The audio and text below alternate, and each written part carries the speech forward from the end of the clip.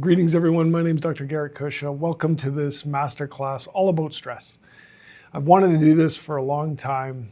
Over the 20 years I've been working with patients and clients, I've realized that stress really is what leads to the breakdown of our health, our relationships, our businesses.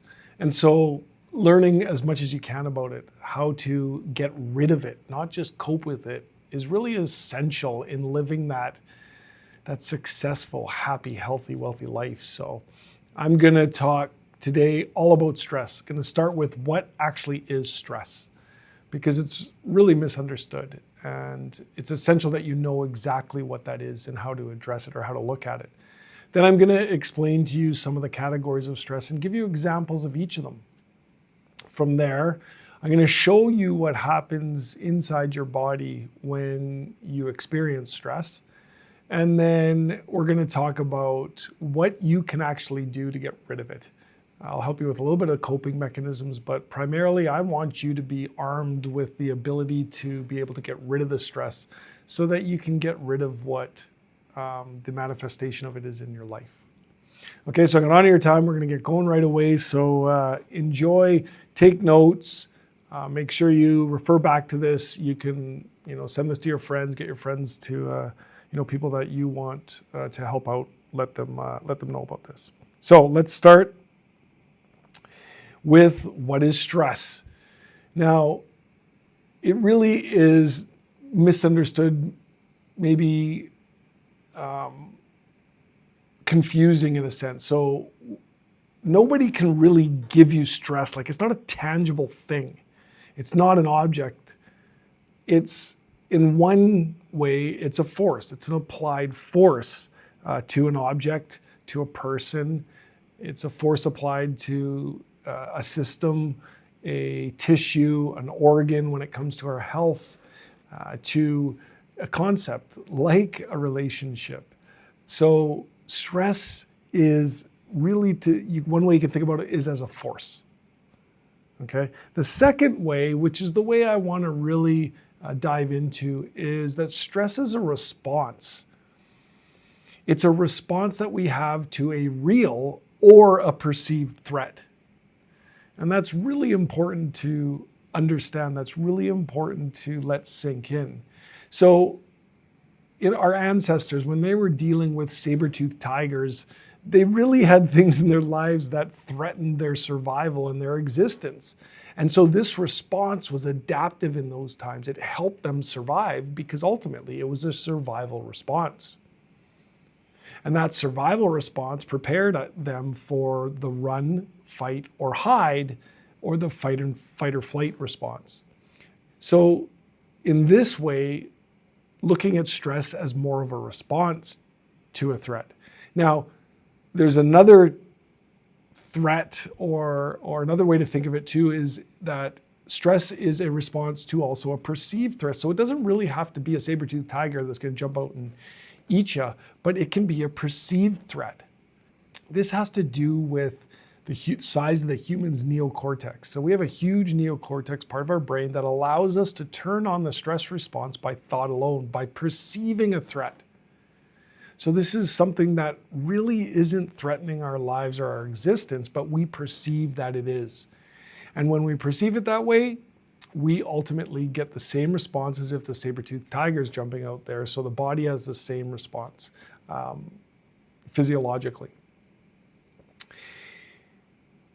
The one important and significant point of that is that if we can turn the stress response on by thought alone, we can keep it on. So it can become chronic stress. Now, in nature, no organism can tolerate long-term stress. It breaks the body, the tissue down. It breaks you down. And that's primarily because it's a survival mechanism. It's having a response inside the body, physiological response that is just using every resource necessary to keep you alive. So if you're worried about something that is more of a perceived threat that isn't threatening your life, but you're having that same response and it's kept on over and over again, you're under that chronic stress over long periods of time. In nature has the instinctual response. So they respond to the threat. So the deer, the bear jumps out, the deer has the stress response, it runs away. When it gets away, instinctually it flips back over to the other side of that autonomic or automatic nervous system, which goes from stress to creation.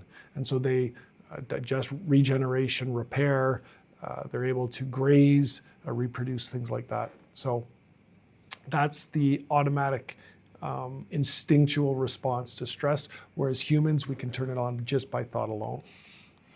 Really, really, really significant, super important point about this whole discussion is that we can turn this response on just by thought alone.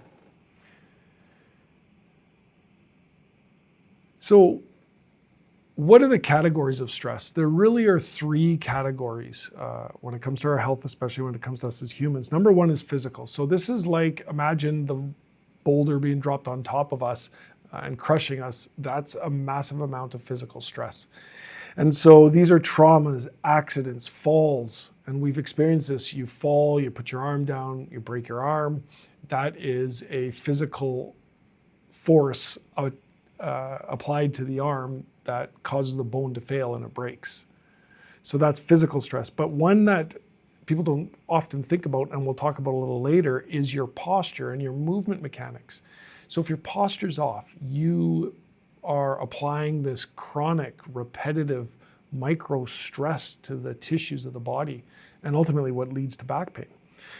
Then you have the second category, which is biochemical. And these are things like, you can imagine a good example, a good analogy is when you drink a glass of poison. That would end up not a good ending for you. So these are things like viruses, bacteria, molds, processed foods are a biochemical stress on the body. And again, something a little more subtle that we don't think about is diet and nutrition, how we eat, what we eat. So the frequency, the amount, and the types of foods that we are eating can create stress on the body, and we see that in society nowadays. Then the final category of stress is the psychological or emotional, and this really is the perceived threat category. This is the category where we perceive things like our work, our bosses, our colleagues, our relationships, our partners, credit card statements, other financial issues, mortgages, second mortgages, and then other relationships, where this stress is caused by our perception of this thing being a problem in our life. Okay, so physical, biochemical, and psychological. Physical and biochemical, a little easier to understand. The psychological one is one that we can use our own brains, our own neocortex, our own minds to turn that response on by thought alone. So now let's talk about, and I want to show you what happens inside your body. And this is primarily the thinking or the psychological stress. And this truly is the silent killer. This is the one that, because we can worry and we can doubt things over and over, we can worry about everything. That worry creates a stress response. And I'm going to show you how that happens inside your body so that you've got a clearer picture of what's going on.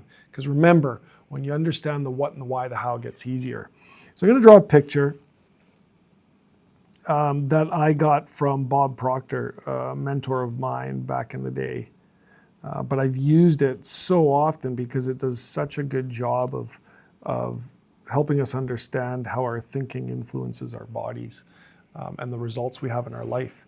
So this is the drawing that I learned from Bob. So the big circle will make that the head of the person. We'll split it into the conscious mind and the subconscious mind. There's many parts of the mind, but these are the only two I want you to think about. So that big circle represents the mind, and that little one is the body. So what happens when you turn on the stress response just by thought alone is there's a problem that you perceive in your life. So you get a problem. Could be a credit card statement. We'll use that as an example. So you get this credit card statement, it's maxed out, and let's just say you don't have enough to cover a minimum payment or something like that. So when you get that problem, on your conscious mind, you start to worry and doubt. So you consciously think about and start worrying about all the possible scenarios of what could happen. So you worry about not being able to pay it off and losing your credit, and then not being able to pay your mortgage and not being able to get food or gas. And so that really is perceived as being, oh my gosh, I'm not going to survive. That's why this is what starts that stress response. So whatever you think about on repeat in your conscious mind, it gets impressed on the subconscious mind.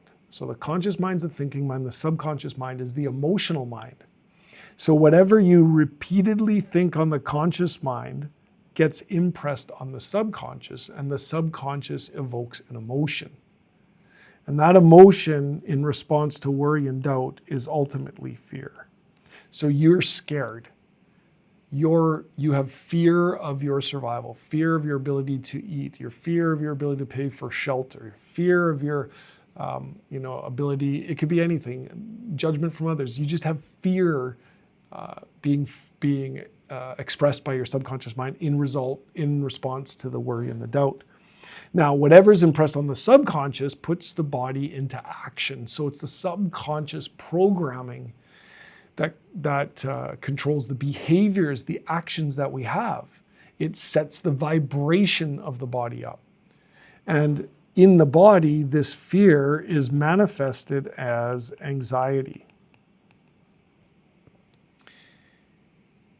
Now, anxious individuals suppress that response. We shove that fear down, we shove it down into our bodies, and so we become depressed. We depress it, we experience depression.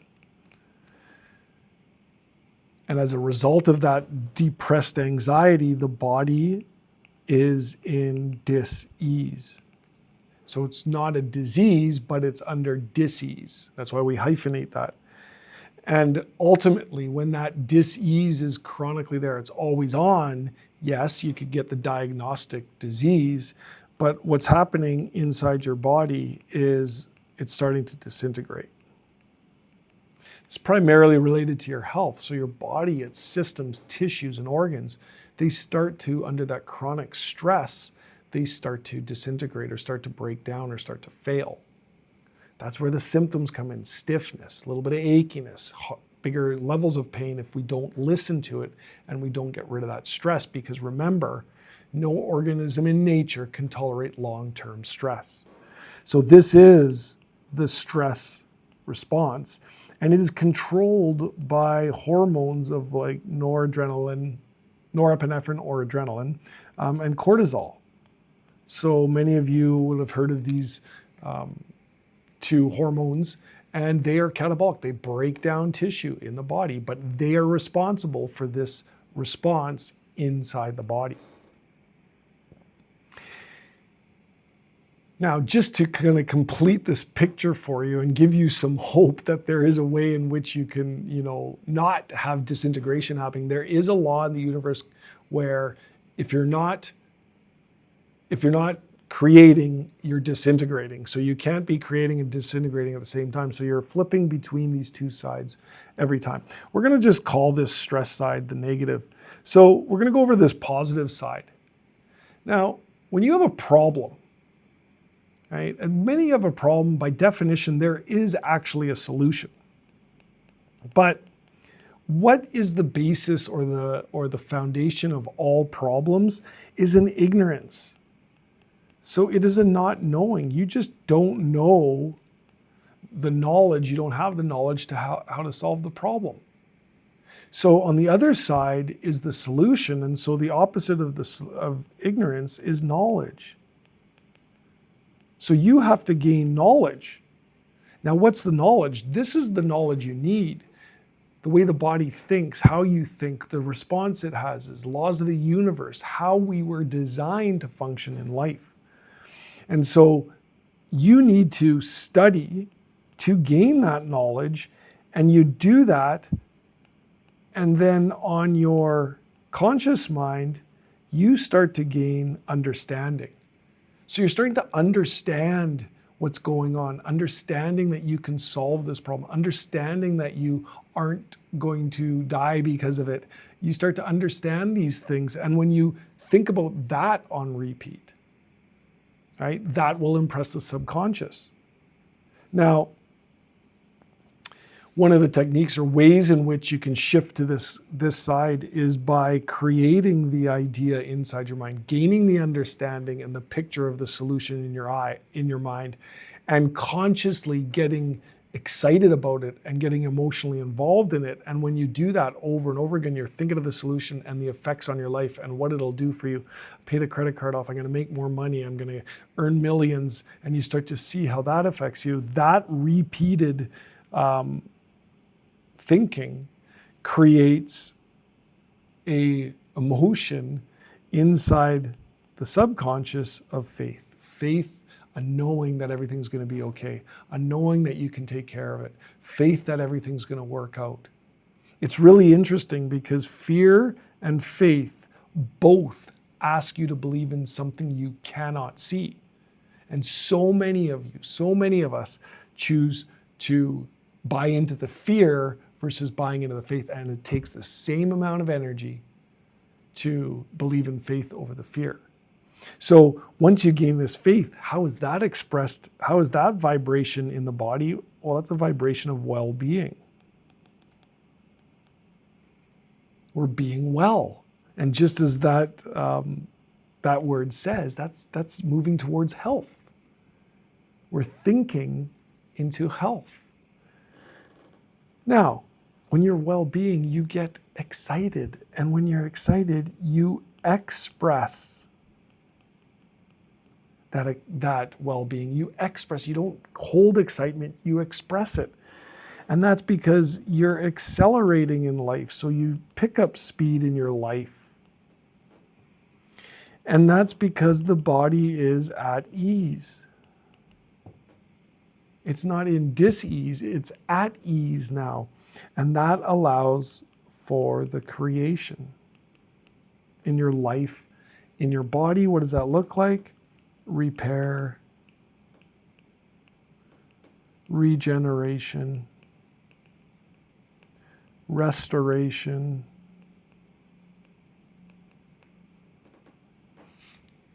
it's just everything to do with being healthy. And this side of creation is mitigated by the hormones that feel good, like oxytocin, dopamine, serotonin, let's say. How about growth hormone? And these are anabolic. These help with the body feel better, repair, grow. That's the side we want to be on. So there's hope. We can get to that side. So that's what your thinking does when you perceive a threat. It's still the same response, whether it's perceived or real. Now, what happens when this occurs in the body? So now we have the effects of this response on the body. So if we can't turn this stress response off, if we can't get rid of this stress, and it's not going to matter if you have lots of stress or little chronic stress. It all leads to the same eventually, because remember, no organism in nature can tolerate long-term stress. And so a lot of people think they're not under stress, but they are on a chronic amount, low grade, that eventually leads to symptoms. So this is what it looks like. So let's talk about a few of them. Well, let's talk about this MSK system, the musculoskeletal system. The first thing that happens is you increase tension, because remember, it's a survival response. So you're going to get ready to run, fight, or hide. And so the body tenses up to do that. Many of you, when you grab the shoulders of the person and you grab them, you're like, oh my gosh, you're so tight.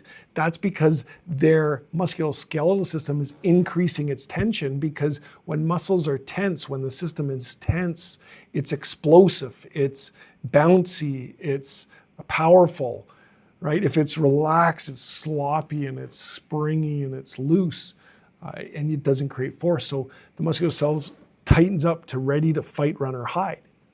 So you can see how that physiology is adaptive and helps us survive and fight and run. So the muscle system increases attention. Heart rate and blood pressure go up. Why is that? Well, that's because you got to move more blood. You got to move more of the resources towards these extremities. And so you need that thing to pump harder to get it out and get it to those areas. So heart rate and blood pressure go up as you get ready to react and respond. So these are the other interesting ones. So digestion goes down, because think about this. If the saber-toothed tiger jumps out, is that the time to digest food? No, it takes too many resources, too much energy, too many of the chemicals that we can be using for fighting, running, or hiding to digest food. So the body shuts down those functions in response to the stress hormones. So digestion goes down. So what happens? Enzyme change. And what do people do what do people experience when they worry and doubt? A lot of worriers get peptic ulcers.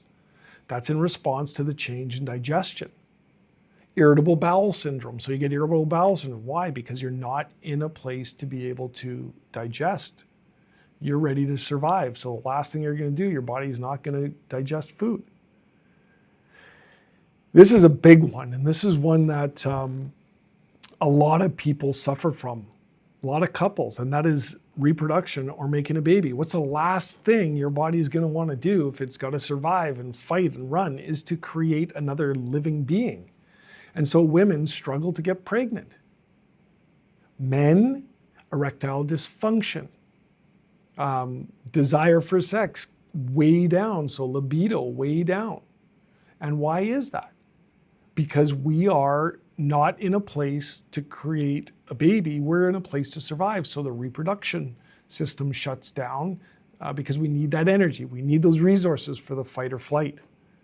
That's a really important one. That's one that many of us know about, and why people really turn to things like in vitro and stuff like that. We got great techniques to help, but if the stress is the underlying component, right, that's what makes getting pregnant very difficult. Another real amazing one that I never knew until I started to study and understand this is that the fat loss decreases, and that's because you need energy quickly, so your body will suck out the blood sugar, and then your brain will read that blood sugar is low, and it'll cause you to want to eat more. But that's because the fat stores that you have take way too long and way too much energy and resources to break that down to turn into energy. And so you don't have time for that. You just have time to burn the blood sugar and get ready to run, fight, or hide. And so we don't burn fat, we just burn the blood sugar, and we eat more because the blood sugar is low. So a lot of people that are stressed out, they're working out at the gym and wondering why they aren't losing weight, and that's because we can't get to those fat stores. Things like pupil dilation, which is to open up your visual responses or your visual field so that you can check around for those threats, look for places to hide. So you get these pupil dilations, you get very kind of chaotic thinking as the brain separates its different containers to be able to survive. So you get sleep disturbances. Why is that? Because you're trying to figure out and solve things and do it from a place of survival more than a place of creation. And those are just some of them. And these are all a response to the hormones of stress and are turned on just by thought alone. This is why stress at a chronic level needs to be addressed. So when stress, if we don't listen to the signals, they get louder. So you might feel, when it's physical stress, you might feel just a little bit of stiffness. You might feel a little bit of pain, and then the pain gets a little louder. And then if you still ignore it, you're going to collapse because it's going to fail. The tissue's going to fail, and then you're stuck. This is very similar to what happened to me with my back pain, but we're going to talk about that in a second. So